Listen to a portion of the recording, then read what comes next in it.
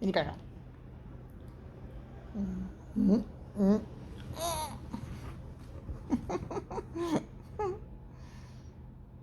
I want to eat you up.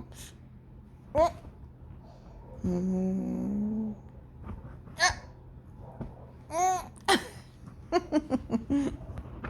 Hello, gorgeous people. Thanks for joining. If you feel like it, you can subscribe, share, like, and comment. All of that is absolutely free and it helps the channel grow. Yes, and if you'd like to join as a member, that's for a small fee, but that is entirely up to you. I talk about more sensitive topics that are, that if I talk in public lives here, I would be censored immediately. So, yes. So I hope you join. I hope you like, share, and subscribe, as I said. And yes, let's really get into this video right now. Let's talk about what's going on. Apparently, Meghan Markle is making demands in order for King Charles, the UK, and the Commonwealth to enjoy of her company, of her, how can I put this? Of the pleasure of her incomparable company. Because in her mind, she's awesome, she's incredible, and she brings so much to the monarchy, and the United Kingdom should be grateful and should kiss her white butt. I mean, and guess what? She's demanding. Yes, she's making demands, and guess what one of those demands are? One of the demands is that Doria comes along as well, because if the Middletons are going to be there, so her mother should be there. Because otherwise it'd be racist. So if King Charles gives in into this, I mean, to me, my mind is absolutely blown away that King Charles is insisting and demanding. He's not insisting, he's demanding that Harry and Meghan be allowed to be at the coronation. And I know many people are saying they're going to have like a secondary role. No, they won't. They will be front and center, like they were for the Queen's funeral.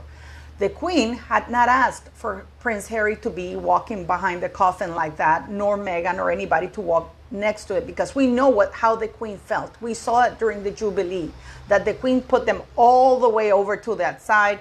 The same thing for Prince Philip. The Queen had Harry sit on the opposite side. But King Charles, no. King Charles is absolutely idiot. He's an idiot, and he lives in his own world, and because forever he's used to getting what he wants, and there's a weak parliament that doesn't know how to tell him no, he gets away with it. So Parliament, the House of Lords, everybody has told him, the royal family has told him they don't want Harry nor Meghan there. The Queen, when the Queen's coronation, the brother of the King wasn't there, and this is the brother of the King, wasn't there. Okay. And now we're talking, we don't talk about whether they're going to come or not. They didn't allow this circus to go on forever. But no, Doria, you might have the pleasure of seeing Doria as well. I hope the King Charles, if he does invite Doria, he also invites Mr. Markle and Samantha Markle. Because they are family too. Okay? They are family too. And in the coronation, if he has a say and he's not listening to the advisors of anybody, then why not have Mr. Markle and Samantha Markle and Thomas Markle Jr. there too? They are not trash like Meghan Markle. Harry and Meghan Markle are pure trash. They're everywhere! In my face! Look, Kyle, we just kind of don't care about some dumb prince and his stupid wife. Excuse me. Even in South Park, I know South Park they make fun of everything. So you can take it both ways. You can take it that they're trying to promote them and say, oh, we're sick of them trying to make fun of people like us, the YouTubers, or they're genuinely saying that they're sick of them. I mean, you can take it either way, really. King Charles has been told by Parliament, by everybody, that having Harry and Meghan Markle increases the risk towards everybody else. And also, it's not what they do while they're there, it's what they do after. That right now people say they're trying to behave because they want to come to the coronation and they don't want to be controversial. But you can bet your butt, and I'm going to probably pin this video, that when they come, because of course they're going to come, they're still on that royal website. What year are we in right now? 2023? And Harry and Meghan are still part of the monarchy's website as though they were working members. And many of you come at me and say, but they're at the bottom. It doesn't matter. They're still there. The better up thing is being advertised at the Queen's Commonwealth Trust, which was created in February, right before Harry and Meghan got married, January, February, and they put them as president and vice president.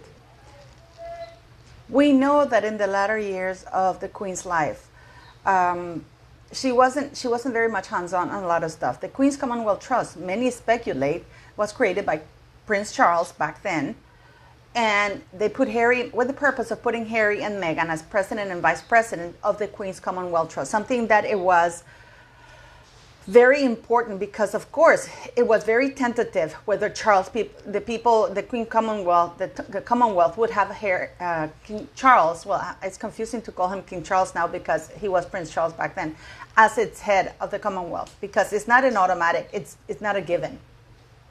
But they decided to do so because, of course, it was the Queen's wish that Charles would head the Queen's Commonwealth Trust. And they thought that by putting Harry and Meghan Markle as president and vice president of the Queen's Commonwealth Trust, that they would boast their relationship and they would do such a great job about it.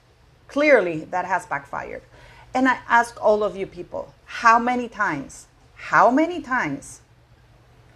must they screw, defame, slander, cause problems for the entire family, the United Kingdom and the Commonwealth, before anybody in Parliament steps up and says no to King Charles? Because that's the word that King Charles hasn't heard. No.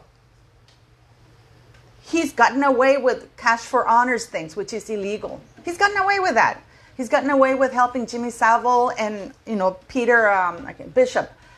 And he even gave his brother, he even gave him a place to live in, and an estate. And I mean, the whole family is saying no. Parliament is saying no. Everybody, and not because Harry and Meghan are not popular, but because there are solid reasons. One of them being the safety of everybody else is put at higher risk. Already they are at higher risk because of the stupidity that Harry said about killing 25 people. That's number one. But King Charles, what he wants, King Charles gets. No matter that the entire world is telling him, you can't have them there. Not only because, forget about not being popular. It's just that they are snitches. They are rats. They're going to be very important people. And they're going to take advantage of that because they're going to film a lot of stuff behind the scenes. They're going to go on their own and do their own little filming and take advantage that they're there to do their own little filming of other things that they're there. We know that Harry called himself just now the royal patron for the well child. He's not the royal patron. He's the patron, not a royal patron. But does that stop them? Did he get a slap down from Palace? Absolutely quiet. In spite of the fact that he knows he's not supposed to call himself royal patron. But he did anyways. Any consequences? No. He's still on that website. And why do they feel like they can? And I know I tell you guys this all the time. Why do you think they feel they can do this? Because nothing happens to them. There's no consequences to their actions. I'm really looking forward to Samantha Markle's lawsuit and deposition. I don't think she will settle, and if she settles, it will be with a very public apology and admission from Meghan Markle and Harry that they lied, which I don't think is going to happen. So they are going to have to go to court. But yes, so King Charles now is not only for, a lot of people are saying, oh, will they or won't they be invited? They were invited a long time ago. They were invited. I mean, the people are still talking about it. They were invited a long time ago. And they're going to come. Because how else are they going to remain relevant? Right now, they're the butt of every joke in the United States. They're laughing stock. Meghan has gotten into fights with Oprah, or arguments, not fights. Because now Oprah is going to claim that, oh, she didn't know the extent of Meghan Markle's deception. Yes, yes, Oprah, you did. You did your investigation. It's just that it's backfired. And for people who think that Eugenie does not support Harry, you are wrong. Eugenie is very much in Harry's corner, as well as Sarah Ferguson and as well as Beatrice. Beatrice is not as vocal, but they are tight with them. I don't know why people say, oh, they're not. Yes, they are. Yes, they are. They play for the cameras only, but they are. So what do you guys think? Having Doria, which will be an added expense, because somebody has to pay for her. And we know that Harry and Meghan don't like to pay for anything.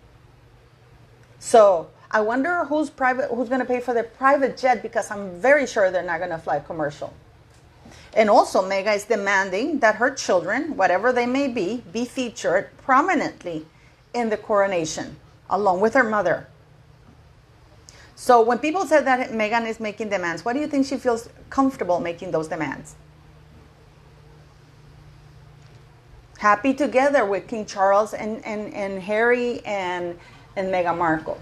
And it is my very personal opinion, but I do believe that King Charles uses Prince Harry to try to tarnish Prince William's reputation and keep him at odds in order to improve his image. I really do believe that, because why else would he have Harry and Meghan Markle there and even contemplating having Doria there and put them in a very prominent role? There was no reason why Meghan and Harry should have been walking in the procession of the Queen's funeral, because the Queen already, you know, when Prince Philip died, she didn't sit them right next to each other. The Queen sat Prince Harry at the end, right by her, not by her side, but further down. And at the time the Cambridges were right in front, they were the prominent ones, and all the children were together. And their grandchildren, it wasn't just them. But what happens? Nothing. Nothing happens to them.